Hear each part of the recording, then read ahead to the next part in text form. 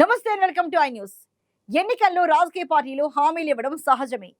అభ్యర్థులు కూడా తమకు తోచిన తమ పరిధిలో ఉన్న పనులు చేసి పెడతామని చెప్పడం కూడా కామనే. కానీ తెలంగాణలోని ఓ పార్లమెంట్ సీట్లో తమ పార్టీ ఎలాంటి హామీలు ఇవ్వకున్నా అభ్యర్థి మాత్రం ఏకంగా ఓ మేనిఫెస్టో లాంటిదే బయట పెట్టారు. మాజీ ఐఏఎస్ అధికారి అయిన ఆయన వందల కోట్ల ఖర్చుతో కూడుకున్న హామీలిస్తూ ఓట్లు అడుగుతున్నారు. ఆయన ఇచ్చిన హామీలకు మాజీ మంత్రి పూచీకత్తుగా వ్యవహరించడం మరో విశేషం. ఇందిరాగాంధీ, కేసీఆర్, విజయశాంతి, బాగారెడ్డి లాంటి ప్రముఖులు ప్రాతినిధ్యం వహించిన మెదక్ పార్లమెంటులో పోటీ ఆసక్తికరంగా మారింది.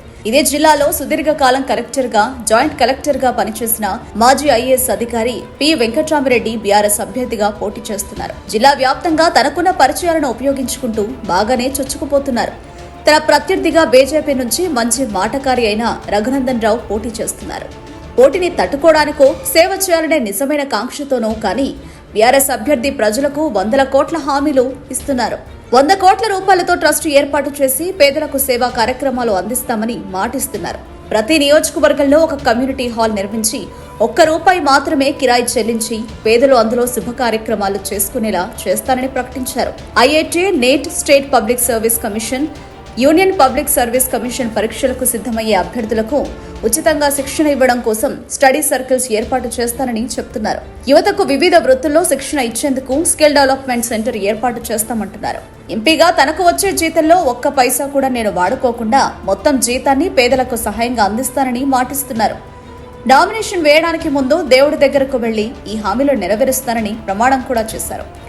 ఏదైతే నేను పర్సనల్గా ట్రస్ట్ కార్యక్రమాలు పేద విద్యార్థులకు, విద్యార్థినులకు, పేద కుటుంబాలకు పెళ్లి చేసుకోవడానికి ₹1 ఫంక్షన్ హాల్ ఏదైతే నేను ఇవాళ పెట్టుకొని ప్రజల దగ్గరికి ఒక కార్యక్రమంతో నేను వచ్చానో, ఈ భగవంతుని మీద ఈ ఆలయం ముందట నా నామినేషన్ పత్రం దేవుని పాదాల దగ్గర పెట్టి వారి దీవెనలు తీసుకొని ఆలయం బయటకు వచ్చిన తర్వాత పత్రికాముఖంగా ఇవాళ నేను ఆ దేవుని మీద ప్రమాణం చేసి చెప్తా ఉన్నాను.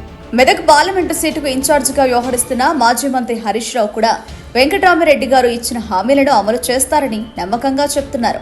ఆ హామీలకు తనదే గ్యారంటీ అని ప్రజలకు భరోసా ఇస్తున్నారు. సేవ చేయడానికి ముందుకు వచ్చిన వారిని వదులుకోవద్దని ఓటర్లను కోరుతున్నారు.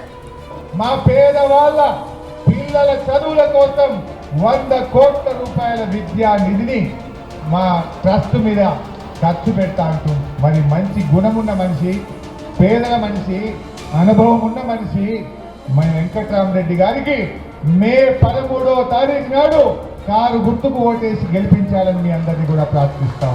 100 కోట్ల హామీలతో ముందుకొచ్చిన మాజీ ఐఏఎస్ మాటలను ప్రజలకు కూడా పరిగణలోకి తీసుకుంటున్నారు. బీఆర్ఎస్ ప్రచారంలో ఈ హామీలే ప్రధానం కావడం గమనార్హం. ప్రత్యర్థి పార్టీలు మాత్రం ఆయనకు 100 కోట్లు ఎక్కడి నుంచి వచ్చాయని విమర్శిస్తున్నారు.